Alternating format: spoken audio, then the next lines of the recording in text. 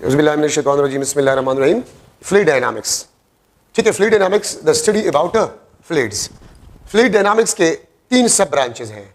Hydrodynamics the study of liquids in motion and their properties, hydrostatics the study of liquids at rest and their properties, aerodynamics the study of gases in motion and their properties. इसको हम aerodynamics कहते हैं, ठीक है। Hydrodynamics में liquids in motion, या अगर एक बॉडी लिक्विड में मोशन कर रहा है उसको भी हम हाइड्रोडायनामिक्स में पढ़ते हैं। जिस तरह बोट्स होते हैं वो पानी में तैरते हैं, ठीक है, या आपके पास जो फिश है वो भी फ्लूइड लिक्विड में जो है मोशन करते हैं, उसको भी हम हाइड्रोडायनामिक्स में पढ़ते हैं। हाइड्रोस्टैटिक सिस्टम, हाइड्रोलिक सिस्टम जितनी भी हो, वो गाड़ियों के हो या हेवी मशीनरी के हो, हाइड्रोलिक सिस्टम्स हाइड्रोस्टैटिक्स में स्टडी किए जाते हैं। Aerodynamics the study of gases in motion and their properties, ठीक है। और जहाजों का जो मोशन होता है वो भी हम एरोडायनामिक्स में पढ़ते हैं। बर्ड्स फ्लाइंग वो भी एरोडायनामिक्स में हम पढ़ते हैं। विस्कोसिटी आपके फ्लूइड आपके पास क्या होता है?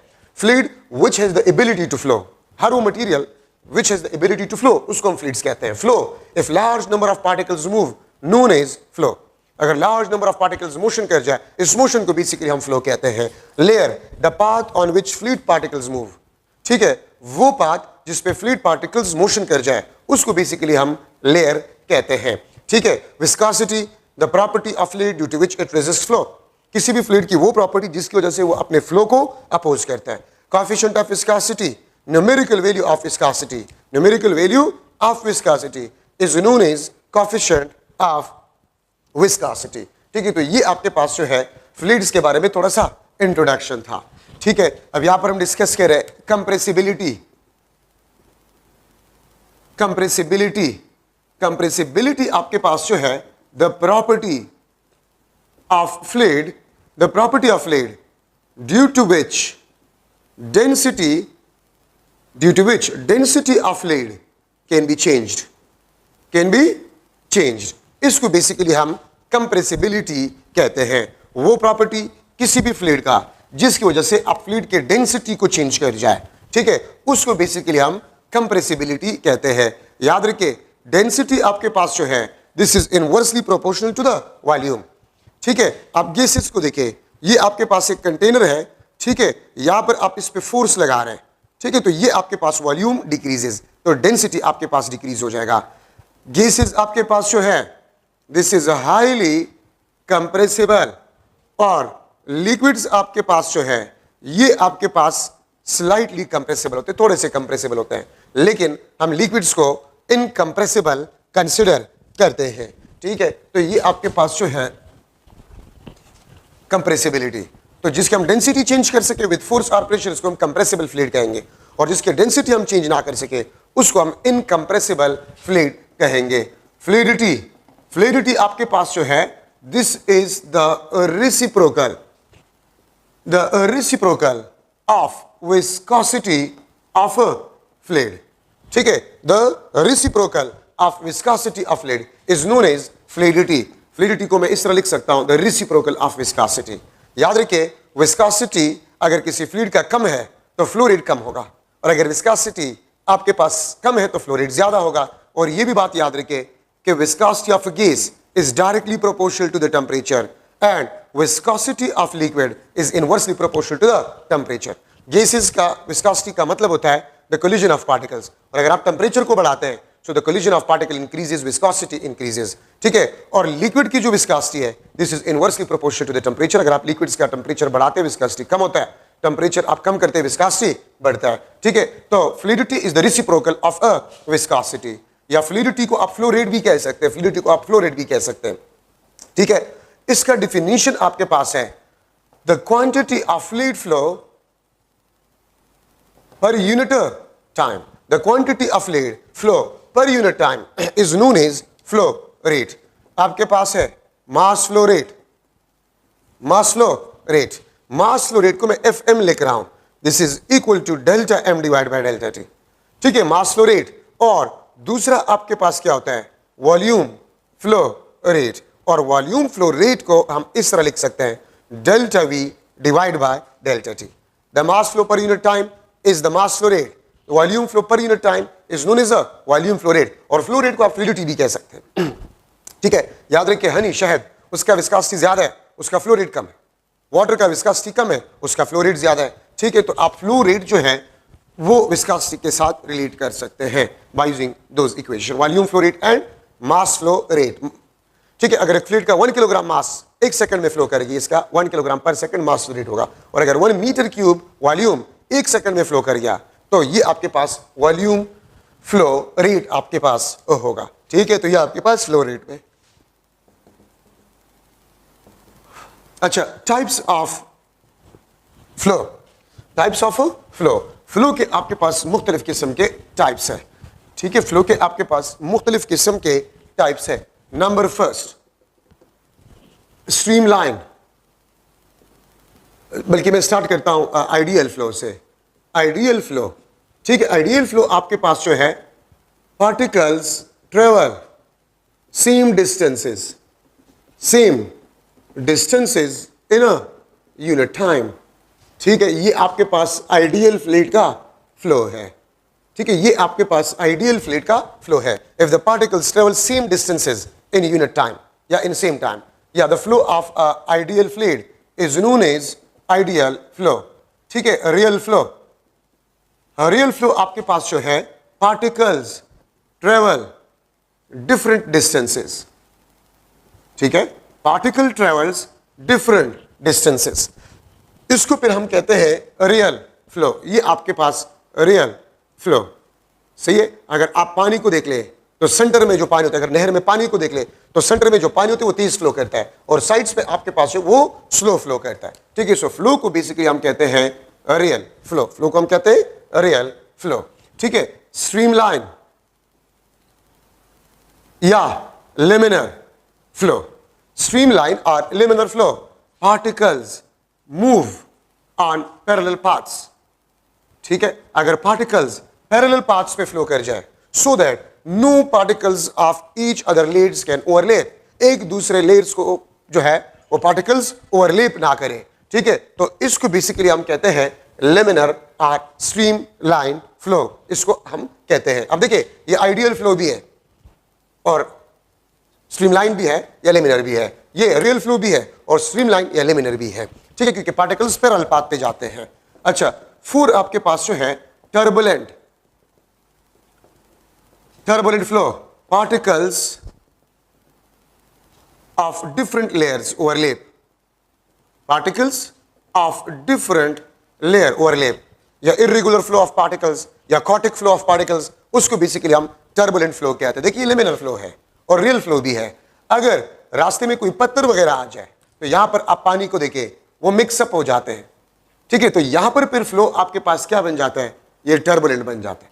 ठीक है, पार्टिकल्स ओवरलैप हो जाए या रेंडमली पार्टिकल्स मोशन कर जाए, फिर फ्लो को हम टर्बुलेंट फ्लो कहते हैं। ठीक है, अच्छा, अब हम नॉन विस्कस फ्लो को ले रहे हैं। Non viscous flow, if no energy lost during flow, अगर फ्लो के दौरान एनर्जी लॉस ना हो तो फ्लो को फिर हम नॉन विस्कस फ्लो कहते हैं। ठीक है, फ्लो को हम क्या कहते हैं, नॉन विस्कस फ्लो कहते हैं। Incompressible flow, if density is equal to constant during flow, अगर फ्लो के दौरान डेंसिटी आपके पास कांस्टेंट हो तो फिर फ्लो आपके पास जो है वो इनकम्प्रेसिबल फ्लो कहलाता है। ठीक है, स्टेडी फ्लो आपके पास होता है if all properties are fluid constant during flow, mass flow rate, volume flow rate, ठीक है, आपके पास जो है वो फ्लो के दौरान कांस्टेंट हो, डेंसिटी वगैरह। ठीक है, तो फिर फ्लो आपके पास जो है वो स्टेडी फ्लो कहलाता है। ठीक है, लास्ट वन आपके पास जो है rotational flow, if particles move around some fixed point, ठीक है, if particles move around some fixed point, तो फिर फ्लो आपके पास ये रोटेशनल फ्लो कहलाता है। आप पानी में देखिए, अक्सर पानी जो एक पॉइंट के इर्द-गिर्द रोटेशन करता है, जिसको हम भंवर कहते हैं, भंवर। ठीक है, साइक्लोन में देखिए particles move about some fix point. ठीक है, इस तरह आप जूसर में जूस को देखें, आप वॉशिंग मशीन में पानी को देख लीजिए, वो फिक्स पॉइंट के इर्द गिर्द रोटेशनल मोशन करते हैं। So these are different types of flow, जो कि मुख्तलिफ टॉपिक्स में यूज हुए, इसलिए मैंने इसको अलग अलग जो है वो डिस्कस कर लिए। अच्छा, अब इसके बाद हम पढ़ेंगे viscous drag force. Viscous drag force, viscous drag force आपके पास वो फोर्स है जो किसी भी बॉडी के मोशन को अपोज करे। ठीक है, विस्कस ड्रैग फोर्स आपके पास फ्लूइड का फोर्स है, वो फोर्स जो किसी भी बॉडी के मोशन को क्या करे, अपोज करे, उसको हम विस्कस ड्रैग फोर्स कहते हैं। पानी में किश्ती जा रहा है तो किश्ती के मोशन को वाटर का ड्रैग फोर्स है वो अपोज करते हैं, उसको हम विस्कस ड्रैग फोर्स कहते हैं। ठीक है, मैं यहां पर इसके साथ लिख लूंगा oppose motion of body moving in a fluid, in a fluid, इसको विस्कस ड्रैग फोर्स कहते हैं। विस्कस ड्रैग फोर्स को सबसे पहले स्टोक्स ने एक ला दिया जिसके जरिए से आप ड्रैग फोर्स को मालूम कर सकते हैं। ठीक है, लेकिन स्टोक्स ला के आपके पास लिमिटेशन है, इसके लिमिटेशन है, और वो लिमिटेशन आपके पास क्या है, only for spherical objects. Stokes law is only for spherical object and motion with a small speed. ठीक है, स्टोक्स लॉ जो है वो आप सिर्फ स्फेरिकल ऑब्जेक्ट्स के लिए इस्तेमाल कर सकते हैं, और स्मॉल स्पीड से मोशन के लिए आप इसको इस्तेमाल कर सकते हैं। हाई स्पीड के लिए और किसी और ज्योमेट्रिकल शेप के लिए आप स्टोक्स लॉ को इस्तेमाल नहीं कर सकते। ठीक है, इसने क्या कहा स्टोक्स ने, drag force is directly proportional to the viscosity. Viscosity ज्यादा है, वो ज्यादा ड्रैग फोर्स ऑफर करेगा, ज्यादा अपोजिशन ऑफर करेगा for the motion of a body. Drag force is directly proportional to the size, radius. Size ज्यादा हो ड्रैग फोर्स ज्यादा होगा, साइज कम हो ड्रैग फोर्स कम होगा। ठीक है, ये बात आप लोग याद रखें। तो विस्कोसिटी और साइज, क्यों, अगर आप साइज को बढ़ा लें तो वो ज्यादा फ्लूइड को डिस्प्लेस करेगा, और अगर ज्यादा फ्लूइड को डिस्प्लेस करेगा तो ज्यादा फ्लूइड उस बॉडी पे फोर्स लगाएगा, उसके मोशन को रेजिस्ट करेगा ज्यादा। ठीक है, drag force is directly proportional to V, this is for small speed, ये स्मॉल स्पीड के लिए आपके पास है। अगर हाई स्पीड के लिए हो, ठीक है, अगर हाई स्पीड के लिए हो तो फिर ड्रैग फोर्स आपके पास जो है this is directly proportional to the square of velocity. अब आपके ज़हन में ये बात आएगा कि स्मॉल स्पीड तो कितना स्मॉल स्पीड, तो याद रखिए अगर आप किसी बॉडी को किसी विस्कस फ्लूइड में फॉल करें ये स्मॉल स्पीड कहलाता है, और ट्रेन का मोशन, एरोप्लेन का मोशन, कार का मोशन, बस का मोशन, ये हाई स्पीड में आता है। अगर मैं कह दूं कि ट्रेन का स्पीड डबल हो जाए या बुलेट ट्रेन का स्पीड डबल हो जाए तो ड्रैग फोर्स आपके पास 4 टाइम्स बन जाएगा। ठीक है, तो ये हाई स्पीड में आपके पास आता है। लेकिन अगर मैं किसी विस्कस फ्लूइड में किसी बॉडी को फॉल कर रहा हूं, अगर उसका वेलोसिटी आपके पास डबल हो जाए तो ड्रैग फोर्स आपके पास क्या हो जाएगा, डबल हो जाएगा। तो drag force is directly proportional to V for small speed. Viscosity पे डिपेंड करता है, साइज पे डिपेंड करता है, और वेलोसिटी पे डिपेंड करता है। याद रखिए स्टोक्स ने जो है डेंसिटी ऑफ फॉलिंग ऑब्जेक्ट को कांस्टेंट लिया था। फॉर एग्जांपल आप आयरन ले रहे हैं तो आप आयरन के डिफरेंट साइज वाले बॉल्स ले रहे हैं।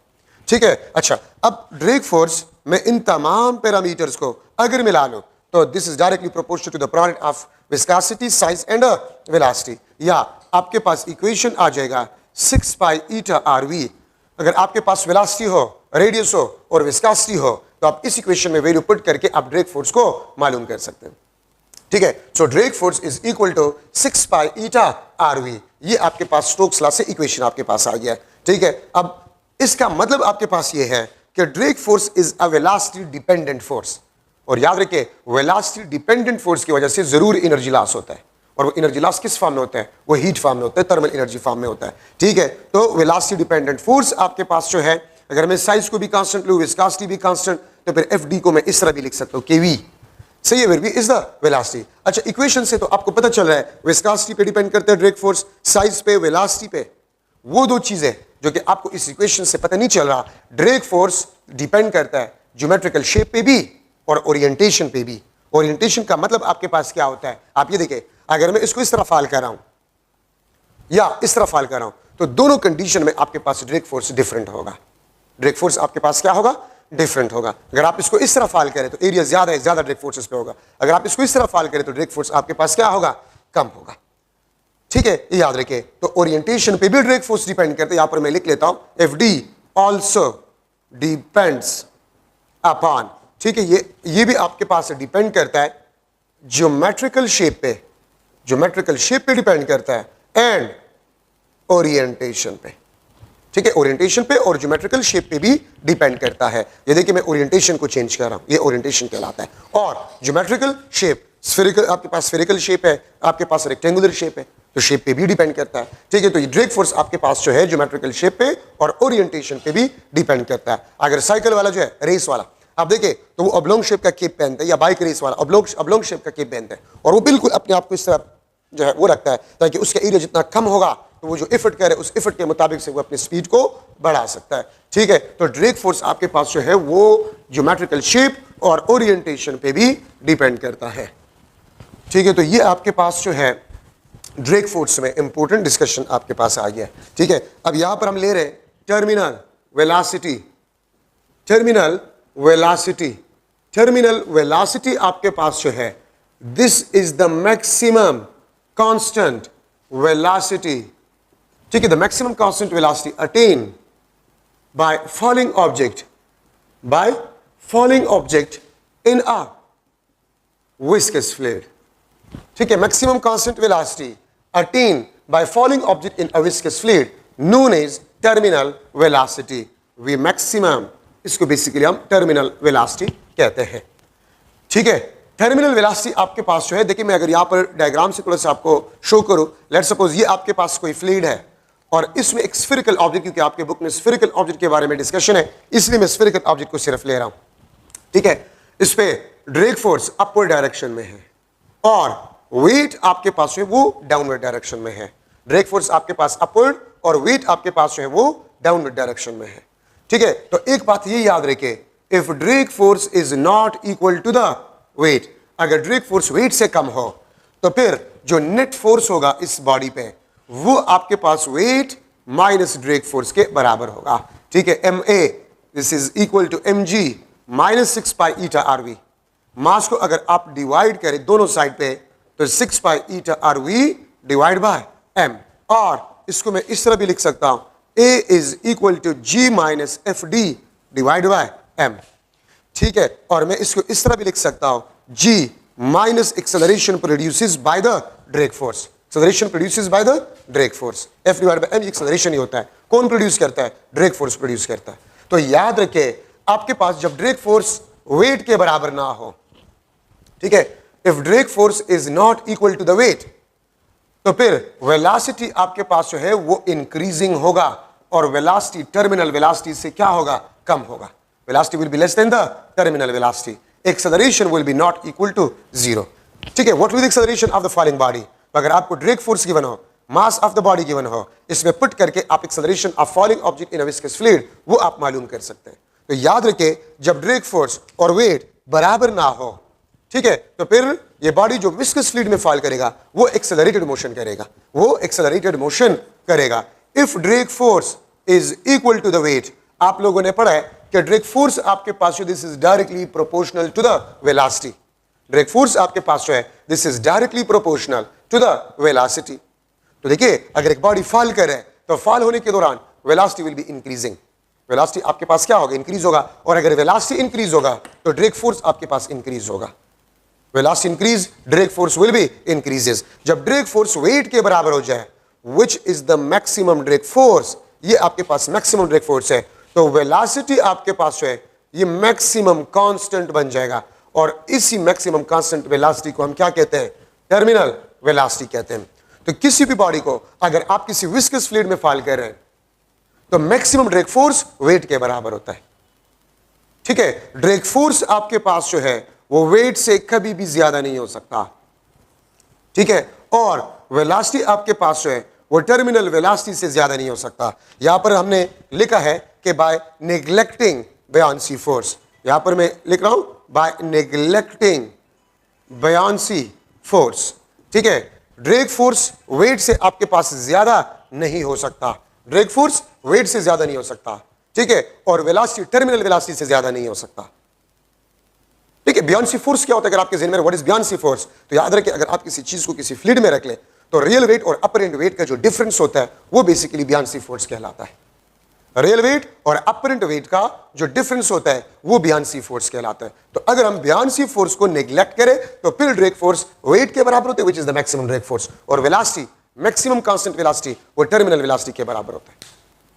फिर मैं आपसे क्वेश्चन करूं, एक बॉडी को मैं किसी विस्कस फ्लूइड में फॉल कर रहा हूं जिसका वेट 10 न्यूटन है, what will be the maximum drag force on that falling body? तो 10 न्यूटन। अगर मैं एक बॉडी को विस्कस फ्लूइड में फॉल कर रहा हूं and the maximum drag force experienced by the falling object is 12 Newton, what will be the weight of the falling body? तो 12 Newton. What will the mass of falling body, तो 12 Newton wait होगा, उसको आप जी पे divide करें, आपके पास mass of the falling body आ जाएगा। ठीक है, तो मैक्सिमम ड्रैग फोर्स वो हमेशा आपके पास वेट के बराबर होता है। ठीक है, तो जब बॉडी को आप छोड़ रहे फॉल कर रहे हैं, velocity increase, drag force increase, means motion accelerated होगा और ड्रैग फोर्स वेट से कम होगा, वेलोसिटी टर्मिनल वेलोसिटी से कम होगा। लेकिन जब ड्रैग फोर्स वेट के बराबर हो जाए तो फिर वेलोसिटी मैक्सिमम कांस्टेंट बन जाता है, और उसी मैक्सिमम कांस्टेंट वेलोसिटी को हम क्या कहते हैं, टर्मिनल वेलोसिटी कहते हैं। ठीक है, अब टर्मिनल वेलोसिटी का इक्वेशन आपके पास है mg 6 पाई ईटा r, या इसको मैं लिख सकता हूं w divide by 6 pi eta r, ये आपके पास टर्मिनल वेलोसिटी का इक्वेशन है। ठीक है, और यहां से आप क्लियर कर देख सकते हैं कि टर्मिनल वेलोसिटी वेट के डायरेक्टली प्रोपोर्शनल है, टर्मिनल वेलोसिटी मास के डायरेक्टली प्रोपोर्शनल। ठीक है, और g के भी आपके पास डायरेक्टली प्रोपोर्शनल। टर्मिनल वेलोसिटी आपके पास जो है this is inversely proportional to the viscosity of a fluid. ठीक है, टर्मिनल वेलोसिटी आपके पास जो है this is inversely proportional to the viscosity of a fluid. ये विस्कोसिटी ऑफ अ फ्लूइड के इनवर्सली प्रोपोर्शनल होता है। तो देखिए, अगर मैं आपको कह दूं कि वेट टर्मिनल वेलोसिटी जो है, मैं अगर मास को डबल कर जाऊं, terminal velocity will be double. अगर दो सेम बॉडीज में दो फ्लूइड्स में डिफरेंट फ्लूइड्स में फॉल कर रहा हूं, एक में टर्मिनल वेलोसिटी कम है, दूसरे में टर्मिनल वेलोसिटी ज्यादा है, तो what can we conclude about the fluids? तो जिसमें टर्मिनल वेलोसिटी कम होगा इसका मतलब उसका विस्कोसिटी ज्यादा होगा, और जिसमें टर्मिनल वेलोसिटी ज्यादा है इसका मतलब उसका विस्कोसिटी कम होगा। ठीक है, तो विस्कोसिटी के बारे में हम ये कहते हैं। ये आर के लिए आपके पास फाइनल इक्वेशन नहीं है। ठीक है, टर्मिनल वेलोसिटी का final equation for density and size rho R square G divide by eta, सही है। और यहां से मैं लिख सकता हूं terminal velocity is directly proportional to the density, या टर्मिनल वेलोसिटी आपके पास जो है directly proportional to R square, directly proportional to R square. अगर आप रेडियस को डबल कर जाए terminal velocity will be double, अगर आप रेडियस को हाफ कर जाए टर्मिनल वेलोसिटी आपके पास 4 टाइम डिक्रीजेस। ठीक है, अगर आपके पास डेंसिटी डबल हो जाए, एक दूसरा बाल ले रहे हैं इसका डेंसिटी डबल हो, बाकी तमाम पैरामीटर्स कांस्टेंट, तो टर्मिनल वेलोसिटी आपके पास डबल हो जाएगा। अब अगर आप थोड़ा सा क्वेश्चन सुने, अगर मैं आपको ये कह दूं कि एक हेवियर बॉडी है और एक लाइटर बॉडी है, एक हेवियर बॉडी है और एक लाइटर बॉडी है, सेम फ्लूइड में सेम हाइट से सेम टाइम में मैं छोड़ रहा हूं, तो टर्मिनल वेलोसिटी पहले कौन गेन करेगा? ठीक है, मैं फिर रिपीट कर रहा हूं, एक हेवियर बॉडी है और एक लाइटर बॉडी है, एक हेवियर एक लाइटर, तो इसका एक का वेट ज्यादा, हेवियर का वेट ज्यादा होगा और लाइटर का वेट कम होगा। सेम फ्लूइड में सेम हाइट से सेम टाइम में मैं दोनों को छोड़ रहा हूं, तो टर्मिनल वेलोसिटी पहले कौन गेन करेगा? तो याद रखिए जिसका टर्मिनल वेलोसिटी कम होगा वो पहले गेन करेगा टर्मिनल वेलोसिटी को। ठीक है, और अगर मैं ये क्वेश्चन इस तरह कर लूं कि जमीन तक पहले कौन सा पहुंचेगा, तो याद रखिए जिसका टर्मिनल वेलोसिटी ज्यादा होगा वो जमीन तक पहले पहुंचेगा। तो जो लाइटर होगा, लाइटर वेट कम टर्मिनल वेलोसिटी कम, तो लाइटर ऑब्जेक्ट टर्मिनल वेलोसिटी पहले गेन करेगा और हेवियर ऑब्जेक्ट जमीन तक पहले पहुंचेगा। क्यों? हेवियर का टर्मिनल वेलोसिटी ज्यादा होगा तो वो निकल जाएगा आगे, वो जमीन तक पहले पहुंचेगा, और लाइटर आपके पास जो है वो टर्मिनल वेलोसिटी जो है वो पहले गेन करेगा। एक 1 ग्राम वाला बॉल है, आयरन बॉल, और दूसरा 4 ग्राम वाला आयरन बॉल है। ठीक है, दोनों का आपके पास जो है एक हेवियर और एक लाइटर है, एक 4 ग्राम का और एक 1 ग्राम का है। मैं सेम फ्लूइड में सेम टाइम में सेम हाइट से मैं छोड़ रहा हूं, तो टर्मिनल वेलोसिटी पहले कौन गेन करेगा? 1 ग्राम। ठीक है, जमीन तक पहले कौन सा पहुंचेगा? 4 ग्राम, क्योंकि उसका वेलोसिटी टर्मिनल वेलोसिटी ज्यादा होगा। ठीक है, अगर मैं इस तरह लिख लूं कि एक आयरन बॉल है और एक वुड बॉल है, एक आयरन बॉल है और एक वुड बॉल है of same size, of same size. ठीक है, साइज आपके पास सेम है, सेम साइज। एक वुड बॉल है, W for would, I for iron. ठीक है, और एक आयरन बॉल है सेम साइज का, मैं सेम फ्लूइड में सेम हाइट से सेम टाइम में फॉल कर रहा हूं, तो टर्मिनल वेलोसिटी पहले कौन गेन करेगा? वुड वाला बॉल जो है वो टर्मिनल वेलोसिटी को पहले गेन करेगा। जमीन तक पहले कौन सा पहुंचेगा? आयरन, क्योंकि साइज तो सेम है। Density of iron is greater than the density of would, तो इसलिए आयरन का डेंसिटी ज्यादा है, उसका टर्मिनल वेलोसिटी ज्यादा होगा, तो वो जमीन तक पहले पहुंचेगा। लेकिन वुड का डेंसिटी कम है, उसका टर्मिनल वेलोसिटी कम होगा, वो टर्मिनल वेलोसिटी पहले गेन करेगा। ठीक है, तो ये आपके पास इस किस्म के क्वेश्चंस आपके पास आ सकता है। अगर मैं आपको ये कह दूं if R square is double, ठीक है, मैं अगर एक एमसीक्यू बना लूं, terminal velocity is equal to V of falling body in viscous fluid having 2 square centimeter या 2 square inch, ठीक है, fluid having 2 square inch. It is a falling body in viscous fluid having 2 square inch. What will be terminal velocity? ठीक है, what will be the terminal velocity in same fluid of another body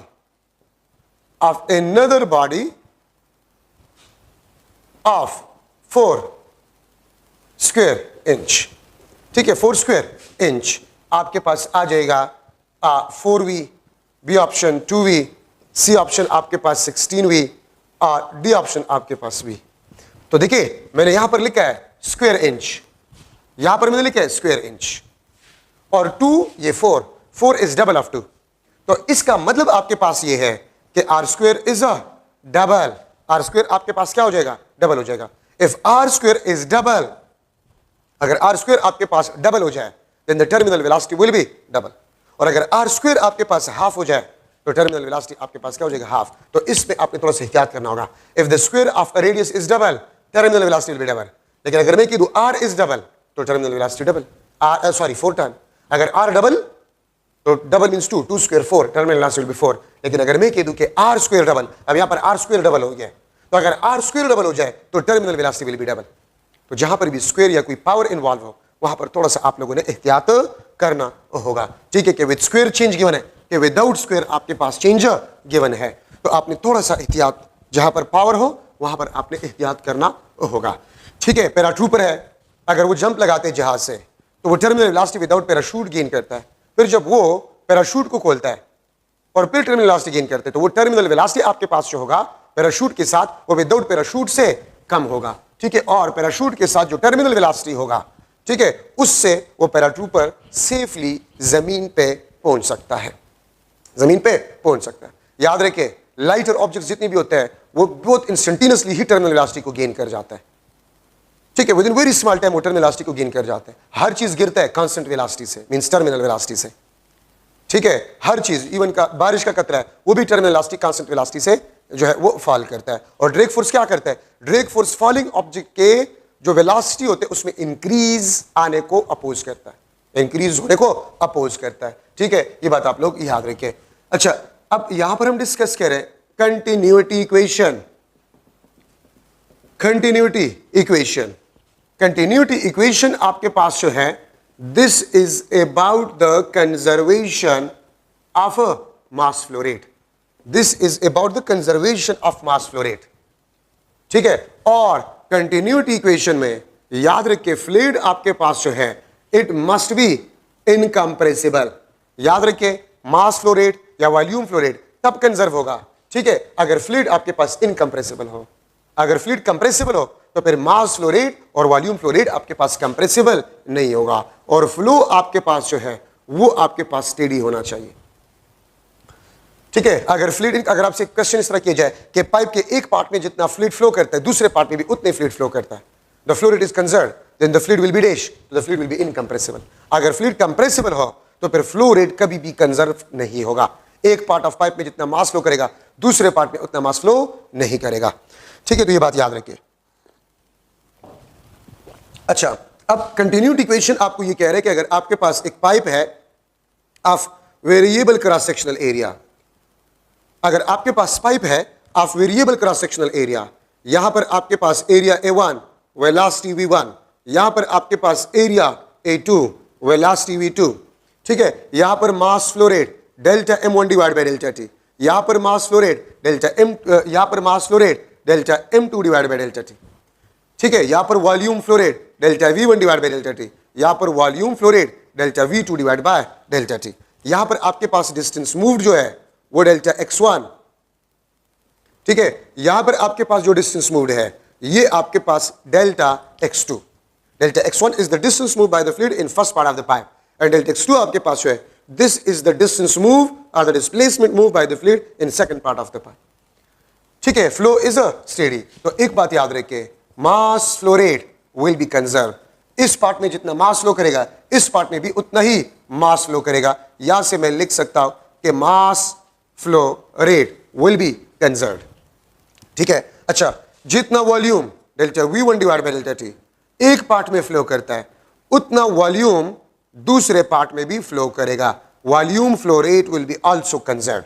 जितना volume fluid का यहां पर flow करेगा उतना volume यहां पर भी फ्लो करेगा.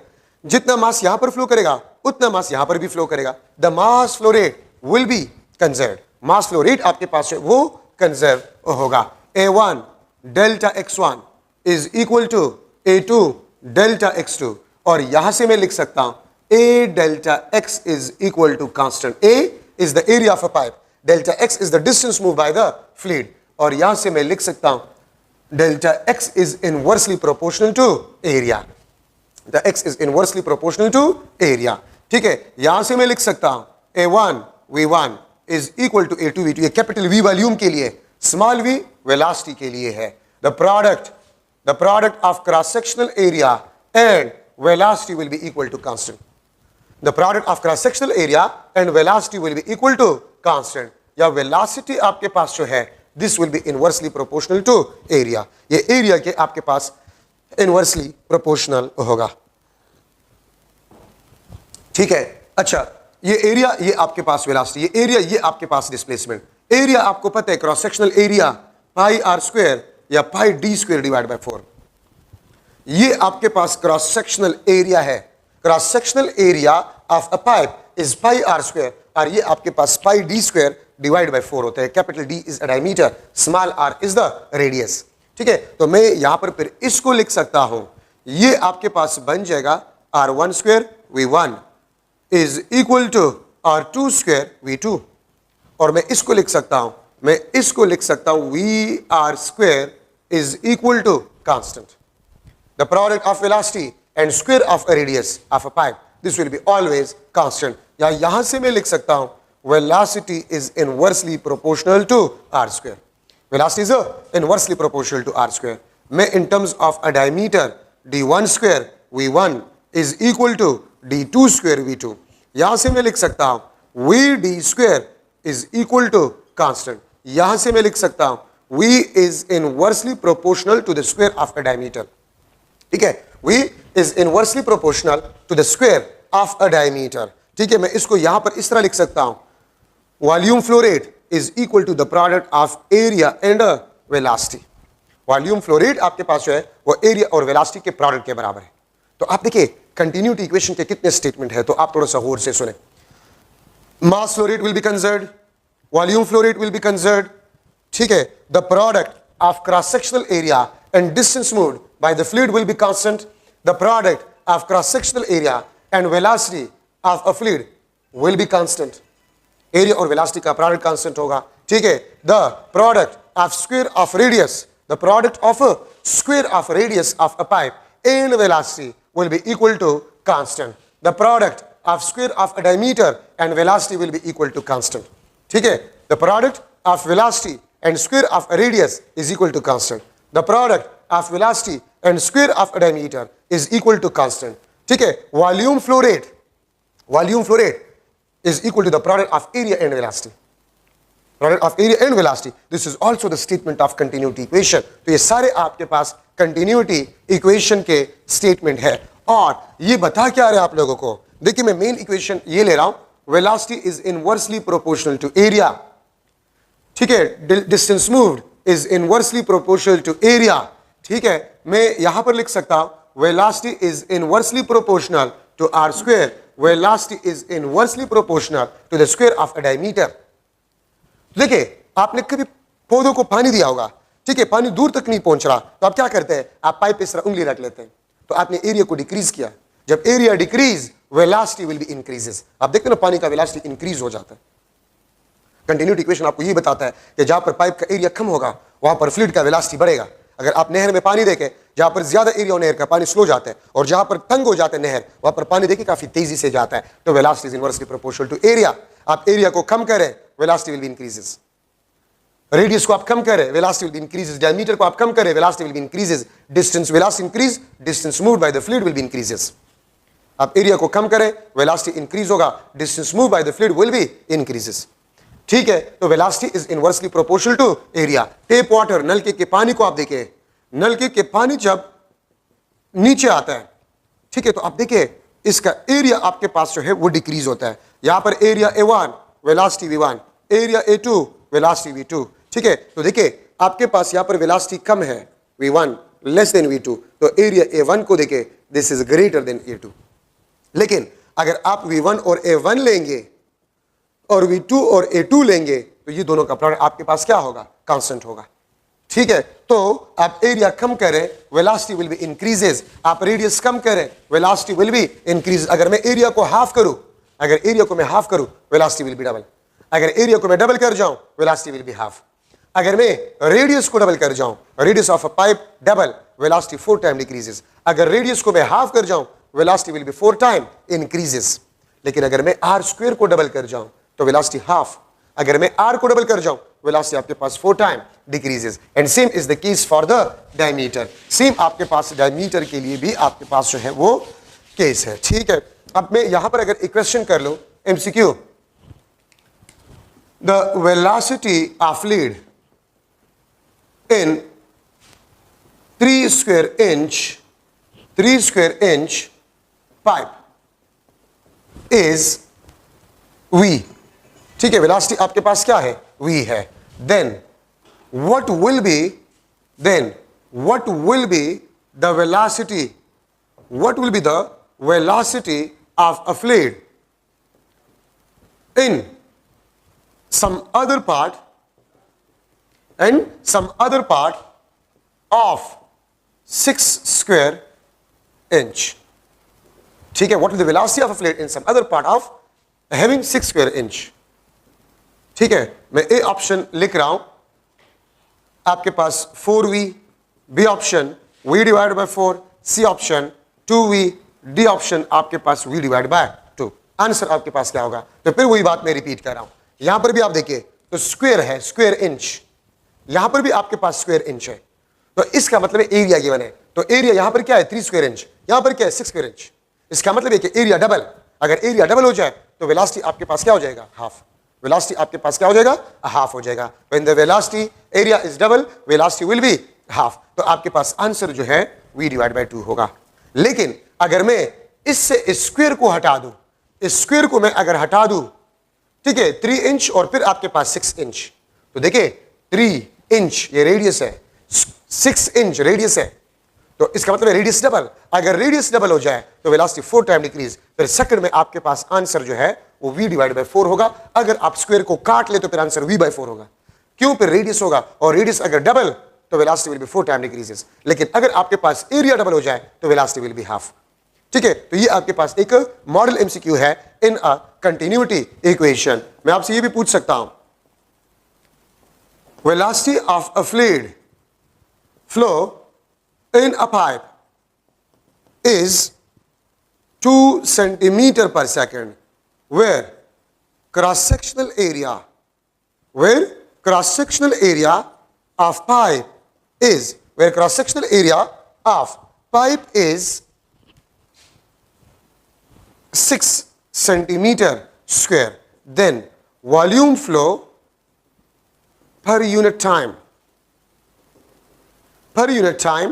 will be dash। Volume flow rate आपके पास क्या होगा। ठीक है, मैं ए ऑप्शन लिख रहा हूं, ए ऑप्शन में लिख रहा हूं 12 सेंटीमीटर क्यूब पर सेकंड, बी ऑप्शन आपके पास जो है 36 सेंटीमीटर क्यूब पर सेकंड, 6 सेंटीमीटर क्यूब पर सेकंड, और डी ऑप्शन आपके पास 3 सेंटीमीटर क्यूब पर सेकंड।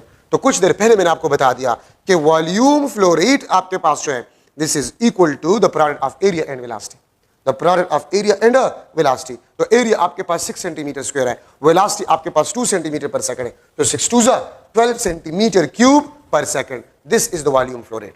तो याद रखिए कंटिन्यूटी इक्वेशन का स्टेटमेंट भी आपके पास ये कि volume flow rate is always equal to the product of cross sectional area and velocity. This is a continuity equation. Bernoulli's equation आपके पास जो है this is about the conservation of energy during flow। ठीक है, Bernoulli's equation जो proof किया गया वो conservation of energy, work energy principal से जो है इसको डिराइव किया गया है। अगर आपके पास एक पाइप हो of variable cross sectional area, ठीक है, जिसके डिफरेंट पार्ट्स डिफरेंट हाइट पे हो, ठीक है, यहां पर आपके पास क्रॉस सेक्शनल एरिया A1, यहां पर फ्लूइड का वेलोसिटी V1, यहां पर आपके पास क्रॉस सेक्शनल एरिया A2 और वेलोसिटी आपके पास V2।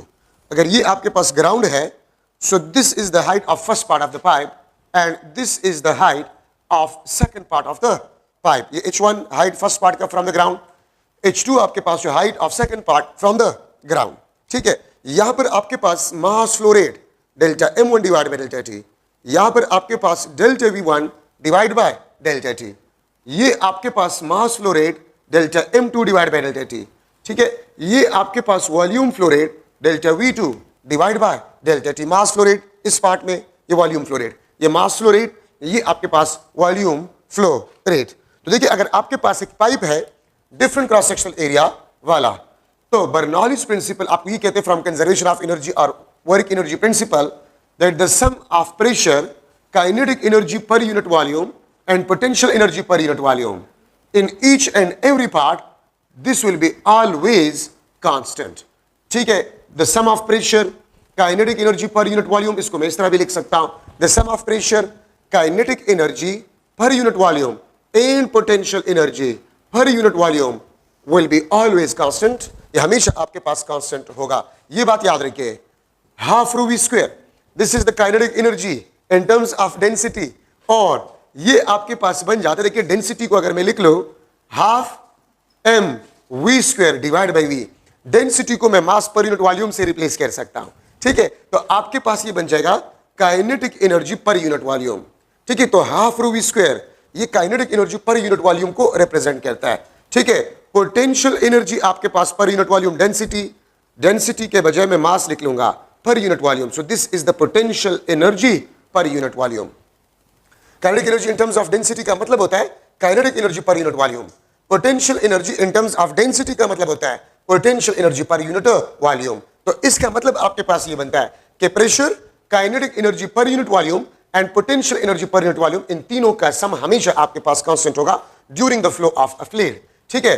और ये तीनों का सम आपके पास तब कांस्टेंट होगा अगर fluid, if fluid is ideal, ठीक है, and incompressible.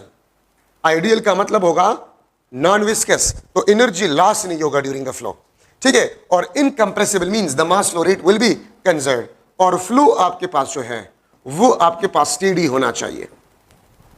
If the fluid is ideal and incompressible and flow is steady, then the sum of pressure, kinetic energy per unit volume and potential energy per unit volume, इन तीनों का सम हमेशा आपके पास constant होगा। और देखिए आपने फर्स्ट चैप्टर में पढ़ा है होमोजेनिटी प्रिंसिपल में कि हम हमेशा सेम फिजिकल क्वांटिटीज को एरिया सब्ट्रैक्ट कर सकते हैं, हम डिफरेंट फिजिकल क्वांटिटीज को एरिया सब्ट्रैक्ट नहीं कर सकते।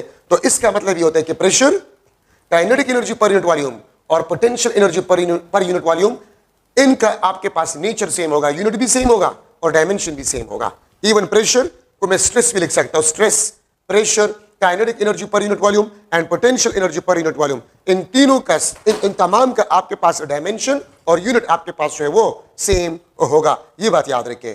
लेकिन ये तब if the fluid is ideal and incompressible. Ideal क्यों? एनर्जी लॉस जीरो होगा। इनकंप्रेसिबल क्यों? आपके पास डेंसिटी कांस्टेंट होगा, मास फ्लो रेट आपके पास कांस्टेंट होगा, और फ्लो आपके पास स्टेडी मींस तमाम प्रॉपर्टी फ्लूइड का कांस्टेंट होगा ड्यूरिंग द फ्लो, ठीक है। तो ये आपके पास बर्नौलीज इक्वेशन है। Pressure, kinetic energy per unit volume, potential energy per unit volume, इन तीनों का सम हमेशा आपके पास कांस्टेंट होगा। ये आपको बर्नौलीज इक्वेशन बता रहा है। अब इसमें मैं डिफरेंट केसेस को ले रहा हूं। Case 1, if V1 is equal to V2 is equal to V, अगर आपके पास फ्लूइड यूनिफॉर्म मोशन कर रहा हो, ठीक है। लेट्स सपोज नहर है, नहर में पानी यूनिफॉर्म वेलोसिटी से मोशन कर रहा है, या मैं इस तरह भी लिख सकता हूं V1 is equal to V2 is equal to 0। तालाब है और तालाब में आपके पास पानी जो है वो रेस्ट में है, ठीक है।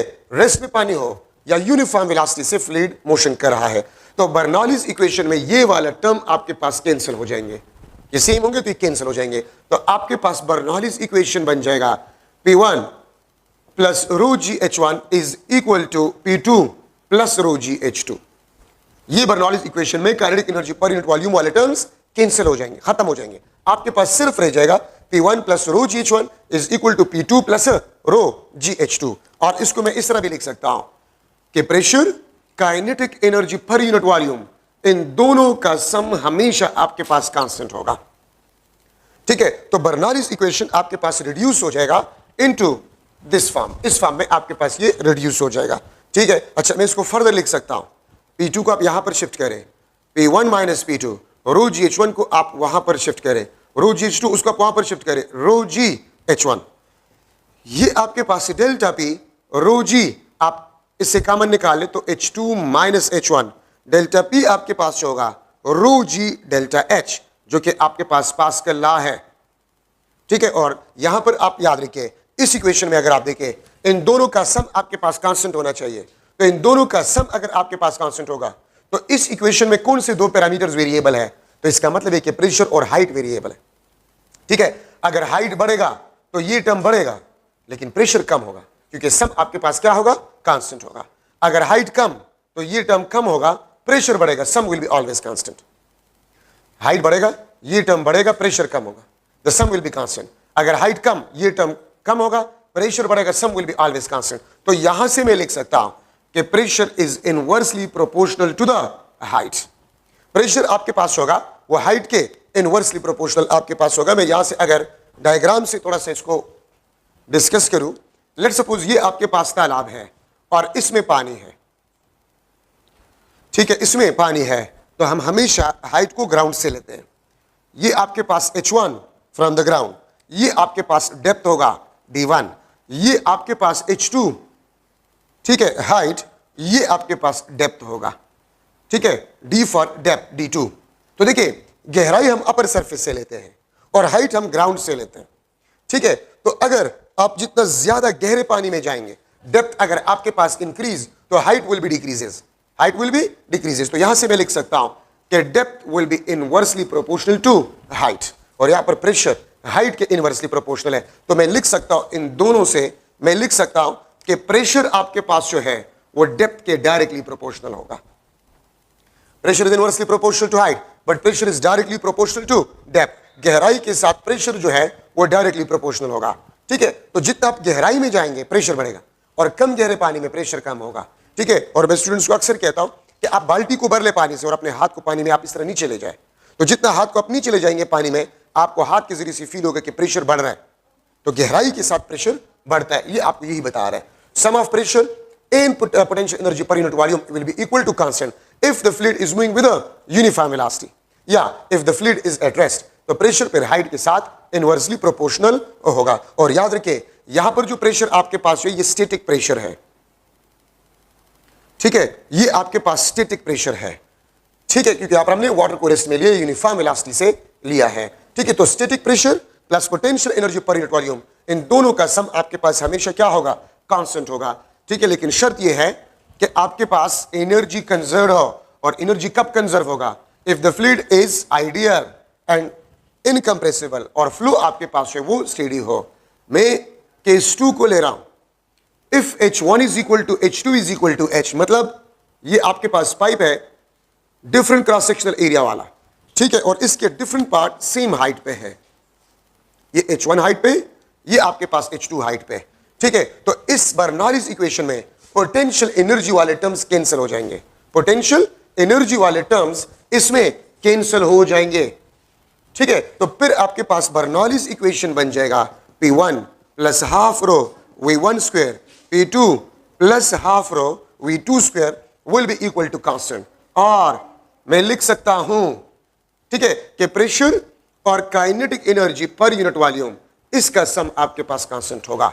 अगर एक पाइप है उसके डिफरेंट क्रॉस सेक्शनल एरिया वाले पार्ट सेम हाइट पे हो, तो फिर प्रेशर और kinetic energy per unit volume, इन दोनों का सम आपके पास जो है वो कांस्टेंट होगा। ठीक है, तो मैंने इसको लिख लिया कि आपके पास P plus half rho V square, मतलब यहां पर आपके पास pressure P1, kinetic energy per unit volume यहां पर P2 plus half rho V2 square, इन दोनों का सम और इन दोनों का सम सेम होगा। तो pressure plus kinetic energy per unit volume, इन दोनों का सम आपके पास है वो कांस्टेंट होगा। मैं इसको इस तरह भी लिख सकता हूं, P2 को आप यहां पर शिफ्ट करें, तो P1 माइनस P2, उसको आप वहां पर शिफ्ट करें, half rho V2 square minus half rho V1 square. मैं इसको लिख सकता हूं delta P half rho V2 square minus V1 square. और if there is a pressure difference there will be force, and force per unit area half rho V2 square minus V1 square. अगर area को आप यहां पर shift करें तो force आपके पास बन जाएगा half rho A V2 square minus V1 square. ये आपके पास फोर्स का इक्वेशन बन जाएगा, ठीक है। और इस फोर्स का जो कास होगा वो आपके पास प्रेशर डिफरेंस होगा, ठीक है।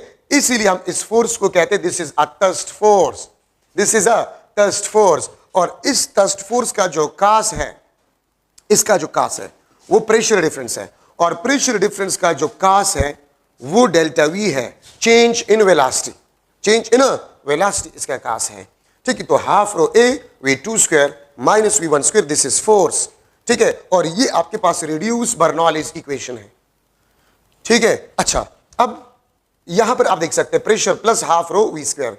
आप इस इक्वेशन में देखिए कौन से दो पैरामीटर्स वेरिएबल है, तो प्रेशर और वेलोसिटी। अगर वेलोसिटी बढ़ता है तो ये टर्म बढ़ेगा, प्रेशर कम होगा। अगर वेलोसिटी डिक्रीज, ये टर्म कम होगा, प्रेशर बढ़ेगा। लेकिन सम आपके पास हमेशा कांस्टेंट होगा। तो यहां से मैं लिख सकता हूं कि pressure is inversely proportional to the velocity, और इस प्रेशर को बेसिकली हम कहते हैं डायनामिक प्रेशर, इसको हम डायनामिक प्रेशर कहते हैं। और इस फोर्स का कास डेल्टा पी या डायनामिक प्रेशर होता है, डायनामिक प्रेशर आपके पास होता है इस फोर्स का कास। तो प्रेशर आपके पास जो है this will be inversely proportional to the velocity. क्या मतलब है इसका, वेलोसिटी बढ़ेगा, ये टर्म बढ़ेगा, प्रेशर कम होगा, but the sum will be always constant. So pressure is inversely proportional to the velocity of a fluid. जहां पर फ्लूइड का वेलोसिटी ज्यादा होगा वहां पर फ्लूइड का प्रेशर कम होगा, जहां पर वेलोसिटी कम होगा वहां पर फ्लूइड का प्रेशर ज्यादा होगा। तो pressure is inversely proportional to the velocity, ठीक है। जहां पर फ्लूइड का वेलोसिटी ज्यादा होगा वहां पर प्रेशर कम होगा, अगर वेलोसिटी कम होगा वहां पर फ्लूइड का प्रेशर ज्यादा होगा। तो pressure is inversely proportional to velocity, हमें बर्नौलीज इक्वेशन बता रहे हैं, ठीक है। और इसको हम डायनामिक प्रेशर कहते हैं। इसकी मिसाल क्या है, मैं फर्स्ट ऑफ ऑल तो आपको इस फोर्स के बारे में बता रहा हूं।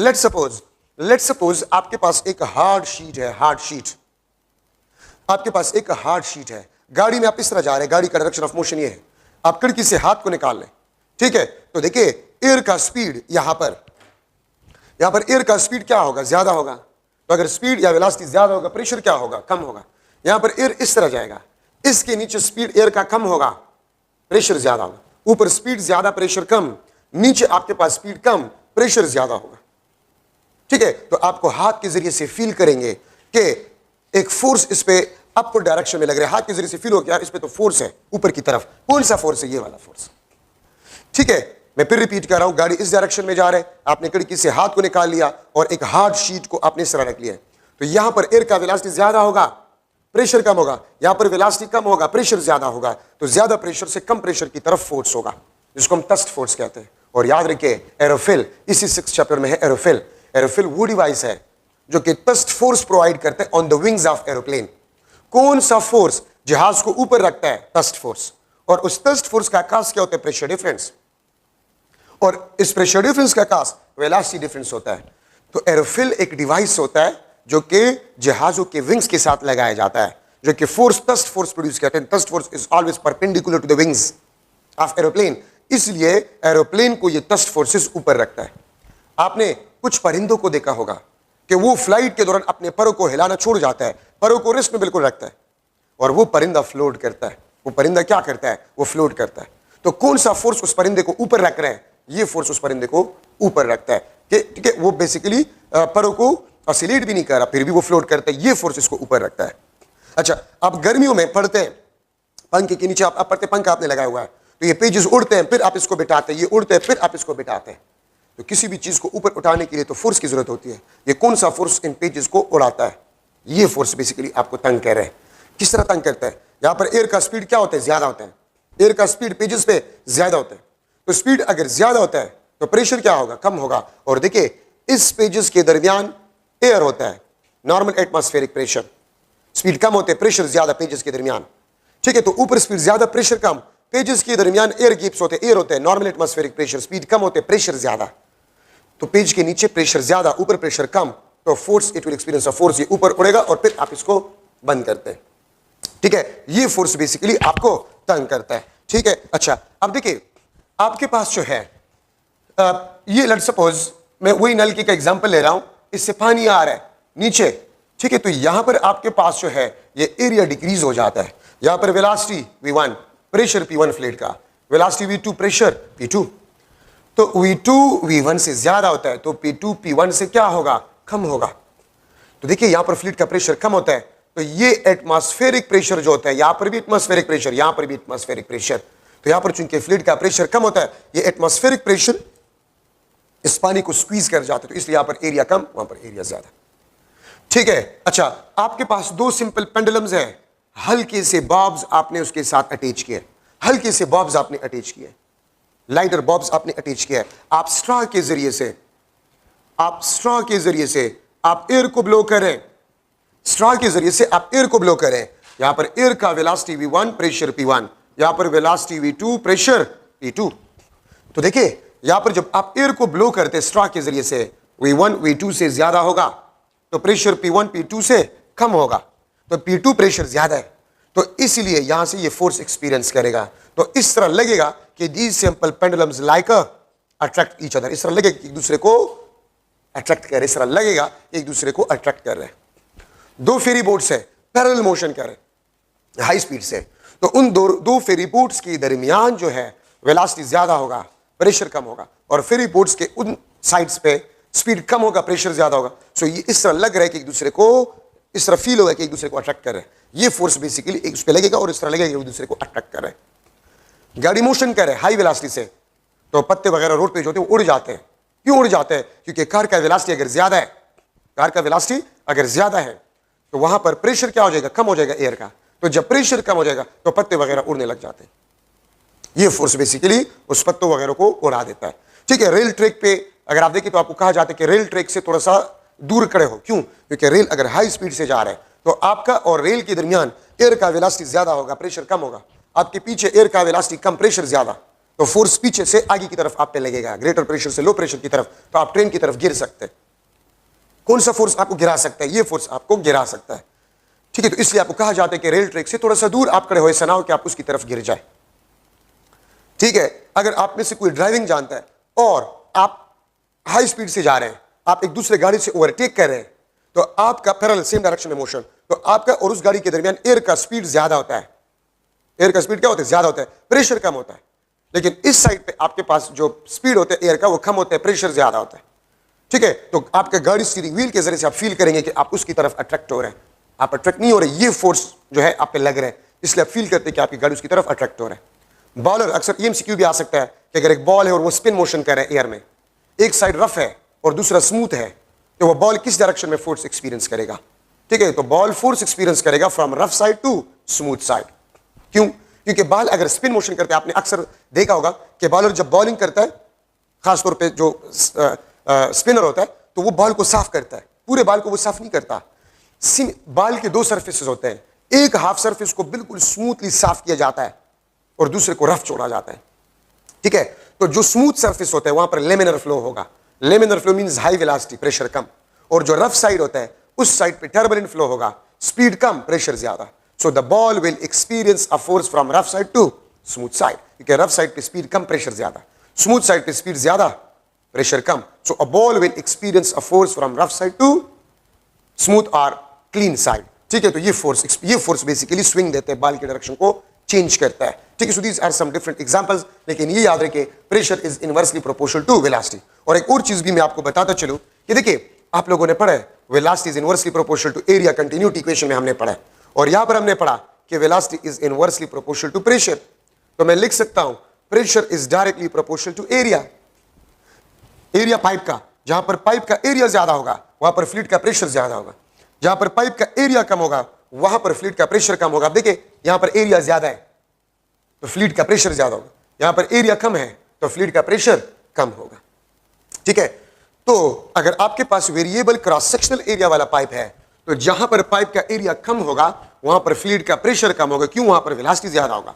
और जहां पर एरिया पाइप का ज्यादा होगा, ठीक है, वहां पर प्रेशर ज्यादा होगा। क्यों? वेलोसिटी कम होगा।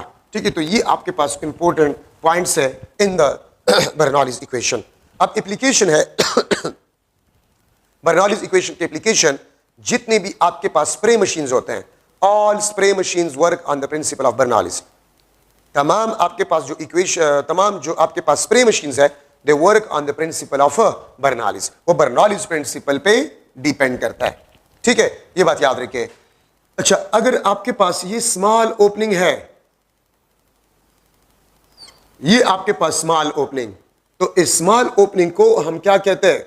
नोजल। और फ्लूइड जो हाई स्पीड से निकलता है, इसको हम जेट कहते हैं। फ्लूइड स्मॉल ओपनिंग से जो हाई वेलोसिटी से निकलता है, उसको जेट कहा जाता है, और स्मॉल ओपनिंग को नोजल कहा जाता है। तमाम स्प्रे मशीन्स जो होते हैं, they work on the principle of nozzle, fountains वगैरह, ठीक है, they all work on the principle of Bernoulli's. ठीक है, अच्छा, अब एक और important topic, speed of efflux. ठीक है, जो कि टोरिशिली, कोई टोरिशिली कहता है, कोई टोरिशिली कहता है, कोई क्या कहता है, हम अंग्रेज नहीं, जो भी आपने कह दिया, टोरिशिली थ्योरम या टोरिशिली थ्योरम, जो भी आप लोगों ने पढ़ा, ठीक है बस। ठीक है, अच्छा, स्पीड ऑफ इफ्लक्स। इफ्लक्स आपके पास क्या होता है? अगर ये आपके पास एक कंटेनर है,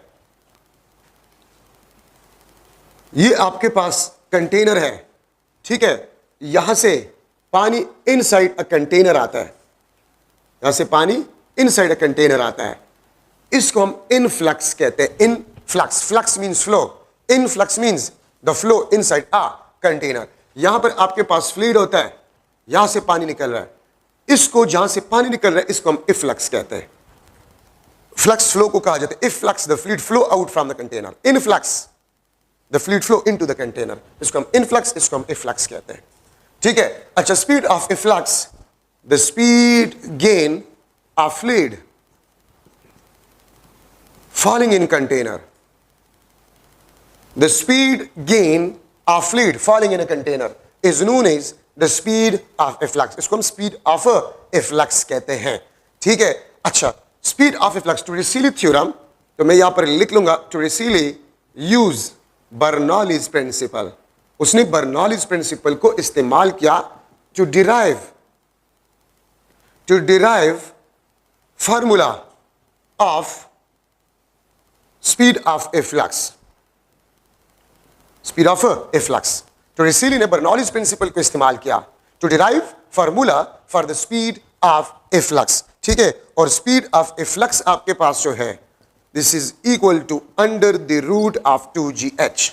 और इस जैसा कोई इक्वेशन आपने पहले पढ़ा है। हाँ, अगर ये हाइट h से कोई बॉडी फॉल कर रहे हैं, हाइट h से किसी बॉडी को मैं गिरा रहा हूं, तो just before hitting the ground velocity will be equal to under root 2gh। ये हमने चैप्टर नंबर 3 में पढ़ा है। एक बॉडी को मैं गिरा रहा हूं हाइट h से, just before hitting the ground, velocity उसका क्या होगा? Under root 2gh। मैं इसको गिरा रहा हूं, ठीक है, हाइट h से, just before hitting the ground, what will be the velocity of this marker? तो vg is equal to under the root of 2gh।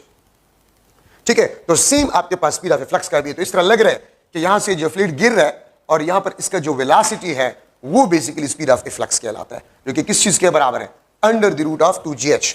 यहां पर ये h किस चीज को रिप्रेजेंट करता है? याद रखिए, h का मतलब आपके पास होते हैं फ्लूइड लेवल। कुछ बुक्स में h है, कुछ बुक्स में डेल्टा h है, कुछ बुक्स में l है, कुछ बुक्स में d है। ठीक है, फ्लूइड लेवल, h का मतलब आपके पास क्या होता है? Fluid level. ठीक है, और फ्लूइड लेवल का मतलब आपके पास क्या होता है? From upper level, from upper fluid level to the mid of the opening, to the mid of the opening, from upper level। ये देखिए अपर लेवल है, अपर लेवल से लेकर to the mid of the opening, इसको basically हम h कहते हैं, या इसको बेसिकली हम फ्लूइड लेवल कहते हैं। अपर लेवल से लेकर मिड ऑफ द ओपनिंग तक, इसको हम फ्लूइड लेवल कहते हैं। ये h हाइट नहीं है, फ्लूइड लेवल है। तो इसका मतलब ये होगा कि speed of A flux is directly proportional to the square root of h, और speed of a flux is directly proportional to the square root of a fluid level। ठीक है, square root of fluid level के under root के directly proportional आपके पास है।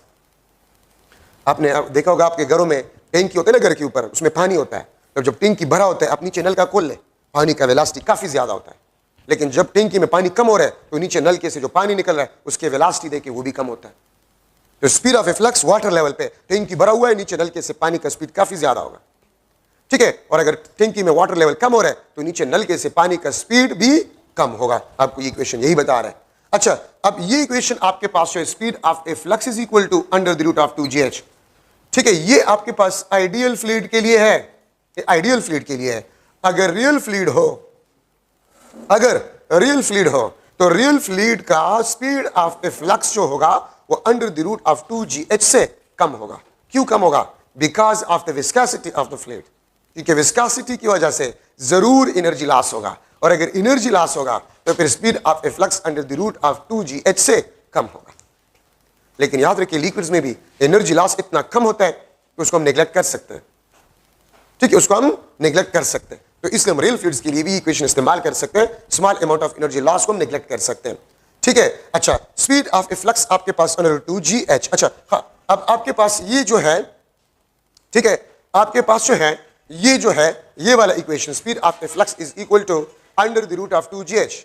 This is basically the velocity of the body just before hitting the ground. मैं इस marker को गिरा रहा हूं, just before hitting the ground इसका वेलोसिटी आपके पास क्या होगा? अंडर रूट 2gh होगा। अंडर रूट 2gh आपके पास जो है वो होगा, बस ठीक था। तो अब देखिए ये फॉर्मूला हमने उस हाइट में पढ़ा था। अगर आपको ये वाला फॉर्मूला याद हो, T is equal to 2h divide by g under the root. अगर आपको याद हो ये फॉर्मूला हमने कब पढ़ा था? मैं एक बॉडी को हाइट h से गिरा रहा हूं, आप ये बताएं कितने टाइम में जमीन तक ये पहुंचेगा? तो T is equal to under the root of 2h divide by g। कितने टाइम में ये जमीन तक पहुंचेगा? T is equal to under the root of 2h divide by g। अब यहां पर फ्लूइड में मैं इसको किस चीज के लिए इस्तेमाल करूंगा? ये मैं एम्प्टी टाइम के लिए इस्तेमाल करूंगा। एम्प्टी टाइम, एक कंटेनर कितने टाइम में एम्प्टी होगा उसके लिए अब ये फॉर्मूला मैं इस्तेमाल करूंगा। और यहां पर आप देख सकते हैं T is directly proportional to the square root of h। T is a directly proportional to the square root of h। मतलब ये है एक कंटेनर फुल है, ठीक है, वो T टाइम में एम्प्टी हो रहा है। अगर एक टैंकी जो है हाफ फिल्ड हो तो कितने टाइम में वो एम्प्टी होगा? इस किस्म की क्वेश्चंस आपके पास आ सकते हैं। तो ये एम्प्टी टाइम के लिए आप इस्तेमाल करेंगे। तो स्पीड ऑफ ए फ्लक्स भी फ्लूइड लेवल पे डिपेंडेंट है। Speed of A flux is directly proportional to square root of h या l या d या फ्लूइड लेवल, ठीक है। और एम्प्टी टाइम भी आपके पास जो है this is directly proportional to the square root of h। Speed of A flux भी आपके पास जो है directly proportional to the square root of h, और एम्प्टी टाइम भी आपके पास जो है this is also directly proportional to the square root of h। Empty time, ये फॉर्मूला आप एम्प्टी टाइम के लिए आप इस्तेमाल करेंगे। किस तरह? अगर मैं आपसे क्वेश्चन करूं कि एक कंटेनर फुल ऑफ वाटर था, container full of water h, और स्पीड ऑफ ए फ्लक्स आपके पास था v, और एम्प्टी टाइम आपके पास t था। ये आपके पास एम्प्टी टाइम मींस इतने टाइम में खाली हो रहा था, वो कैपिटल T था, ठीक है। अगर मैं लिख लो फॉर्मूले आपके पास वही है। अच्छा, speed of A flux is equal to under the root of 2gh और एम्प्टी टाइम का 2h divide by g under the root. अच्छा, if container is half filled, if container is half filled, अगर मैं लिख लो container half filled और यहां पर मैं लिख लू h प्राइम h बाई 2, तो आप देखिए, ठीक है, आप इसको गौर से देखें। मैं यहां पर अगर h बाई 2 से पुट करो तो 2 कैंसिल हो जाएगा। तो स्पीड ऑफ ए फ्लक्स आपके पास under the root of gh आ जाए। और देखिए speed of A flux is directly proportional square root of h, तो आपके पास v divide by under root 2।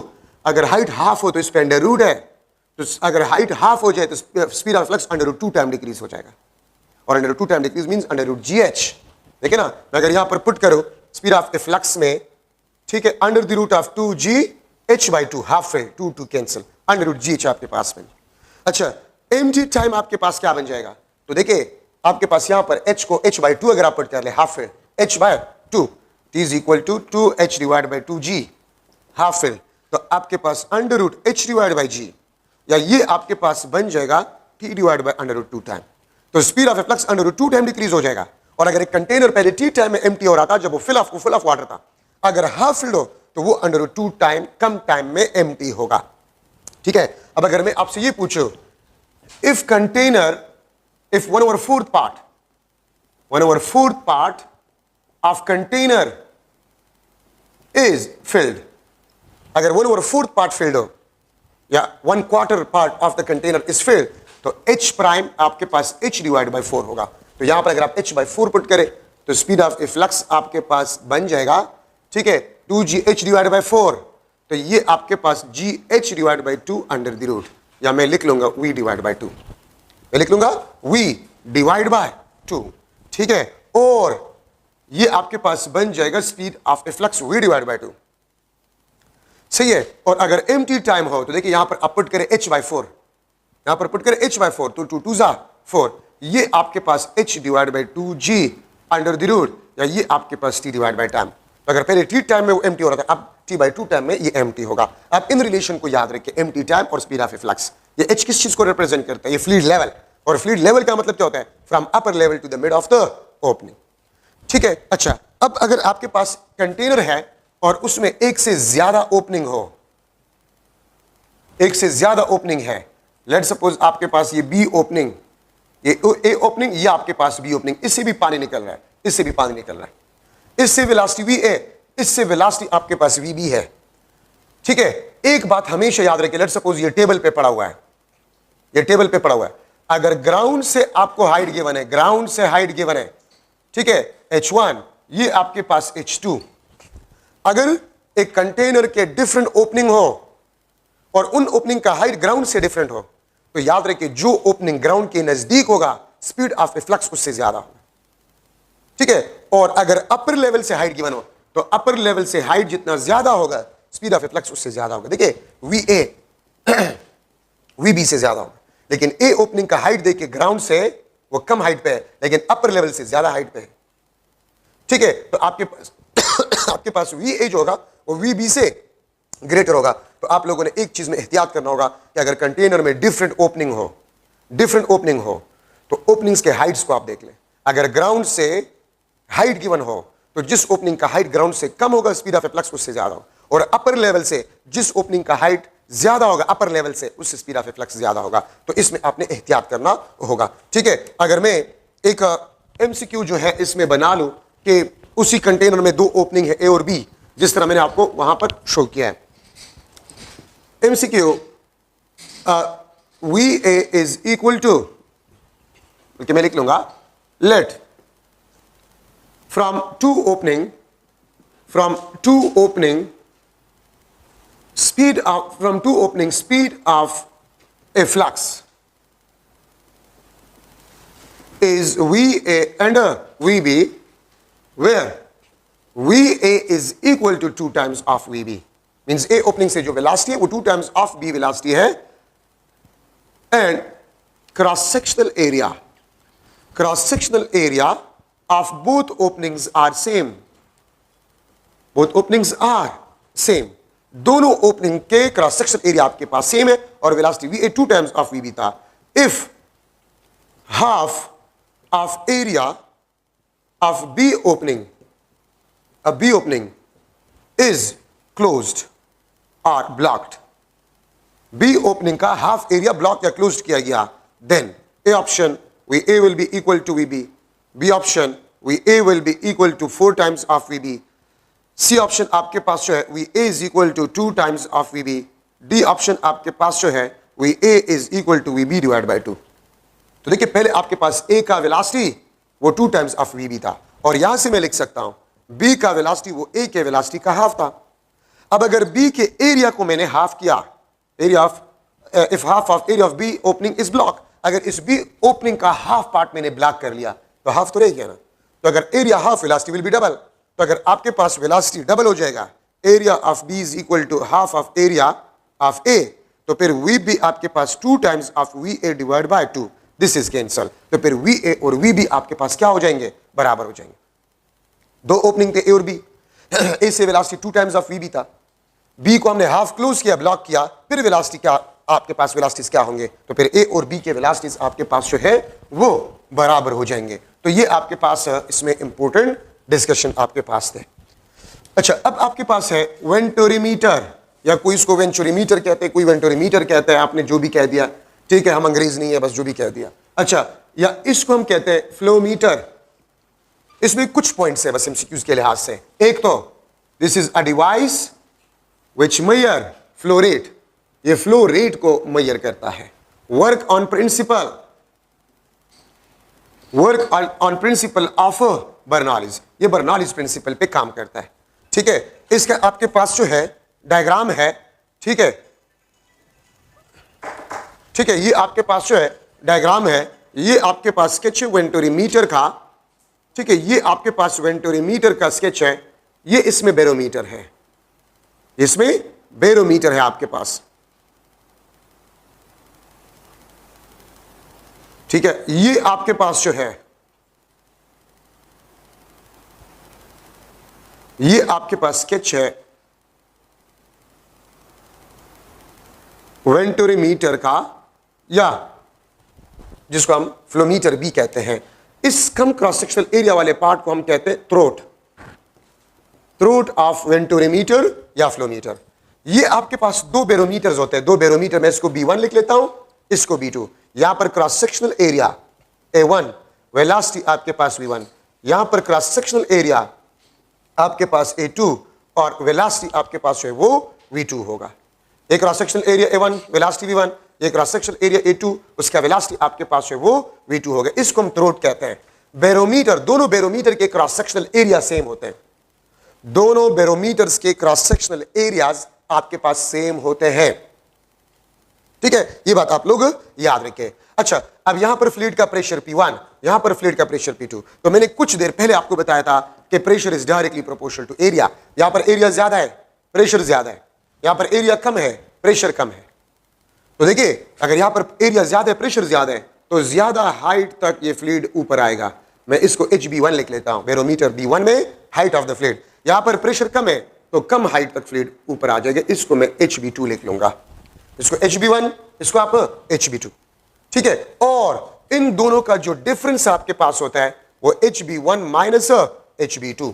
वो बैरोमीटर जो कि ज्यादा क्रॉस सेक्शनल एरिया वाले पार्ट में हो, उसमें हाइट ऑफ फ्लूइड ज्यादा होगा, और जो थ्रोट में होता है उसमें हाइट कम होता है। तो हम इसके हाइट, फ्लूइड के हाइट से इसको माइनस करते हैं, ये डेल्टा H कहलाता है। बाकी दोनों पार्ट का हाइट H1 और H2 ये सेम होता है, और इसके डेरिवेशन में ये वाला फार्मूला इस्तेमाल होता है। ठीक है, P1 plus half rho V1 square is equal to P2 plus half rho V2 square, इसको इस्तेमाल किया जाता है। ठीक है, तो एक तो इसमें ये जरूरी बात, वर्किंग प्रिंसिपल, किस बैरोमीटर में हाइट ज्यादा होगा फ्लूइड का, किस बैरोमीटर में हाइट कम होगा। ठीक है, ये बात आपके पास जरूरी है। ठीक है, अच्छा, और एक और चीज आपके पास है, इसका जो प्रिंसिपल इक्वेशन है, हमने कंटिन्यूटी इक्वेशन में पढ़ा था। कंटिन्यूटी इक्वेशन में हमने पढ़ा था कि volume flow rate is equal to the product of area and velocity. Volume flow rate is equal to the product of area and velocity. तो देखिए, इसका एरिया A1 नोन होता है, तो A1 अगर नोन है, V1 मालूम करें, इसके साथ मल्टीप्लाई करें, वॉल्यूम फ्लो रेट इस पार्ट में आ जाएगा। ठीक है, और अगर आप इस पार्ट में वॉल्यूम फ्लो रेट मालूम करना चाहते हैं तो इसके एरिया A2 को वेलोसिटी V2 के साथ मल्टीप्लाई करें, इस पार्ट में आपके पास वॉल्यूम फ्लो रेट आ जाएगी। ठीक है, ये बात याद रखें। तो अब आपके पास इसमें अगर आप वेलोसिटी मालूम करना चाहते हैं तो V1 is equal to 2G delta H A1 divide by A2 whole square minus 1 under the root. ये आपके पास V1 वेलोसिटी का फार्मूला है, और ये V1 वेलोसिटी आपके पास जो है directly proportional to delta H, और डेल्टा H आपके पास जो होता है वो दोनों बैरोमीटर के फ्लूइड के हाइट में डिफरेंस होता है। देखिए, G कांस्टेंट, A1 और A2 आपके पास कांस्टेंट, तो V1 डेल्टा H। अगर आपने V1 मालूम किया, A1 के साथ मल्टीप्लाई करें, delta V1 divide delta T, इस पार्ट में वॉल्यूम फ्लो रेट आ जाएगी। ठीक है, अगर V2 आपने मालूम करना है, 2G delta H1 minus A2 divide by A1 whole square under the root, इससे V2 आ जाएगा, और V2 अगर आप A2 के साथ मल्टीप्लाई करें तो volume flow rate second part में आ जाएगा। और हमने ये पढ़ा है कि वॉल्यूम फ्लो रेट कंजर्व होता है या कांस्टेंट होता है। तो आपने एक फार्मूला बस ये इस्तेमाल करो, V1 A1 के साथ मल्टीप्लाई करो, वॉल्यूम फ्लो रेट आ जाएगा। ठीक है, या आप V2 जो है V2, ठीक है, आप V2 मालूम करें, A2 के साथ आप मल्टीप्लाई करें, आपके पास सेकंड पार्ट में वॉल्यूम फ्लो रेट आ जाएगा। वॉल्यूम फ्लो रेट तो कांस्टेंट होता है। ठीक है, आपके पास जो है वैल्यू आ जाएगा। आपके पास क्या रह गया, एरोफिल। एरोफिल मैंने कुछ देर पहले भी डिस्कस किया।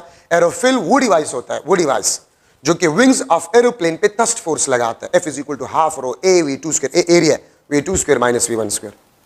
एरोफिल का working principle Bernoulli's principle, thrust force is always perpendicular to the wings of aeroplane, जो कि एरोप्लेन को ऊपर रखता है।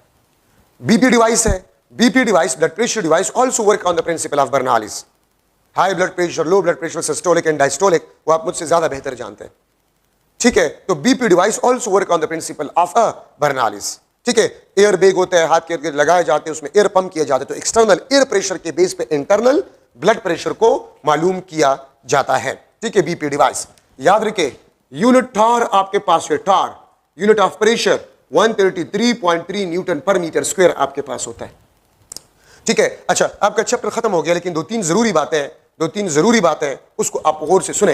एक आपके बुक में एमसीक्यू है, फ्लो रेट, याद रखिए this is inversely proportional to the length of pipe, लेकिन इसके लिए अगर आप प्रेशर डिफरेंस को कांस्टेंट रख ले, आप किस चीज को कांस्टेंट रख ले, प्रेशर डिफरेंस को कांस्टेंट रख ले। और प्रेशर डिफरेंस आपके पास क्या होता है, ये अगर पाइप है, यहां से प्रेशर P1, यहां से प्रेशर P2, यहां से प्रेशर P1, यहां से प्रेशर P2, तो डेल्टा P आपके पास P1 माइनस P2 या P2 माइनस P1, ये अगर कांस्टेंट हो तो flow rate will be inversely proportional to the length of a pipe.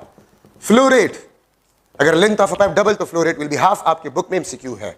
Flow rate is directly proportional to delta P if length of a pipe is kept constant। अगर आप length of pipe को constant रख ले तो flow rate आपके पास delta P के directly proportional होगा।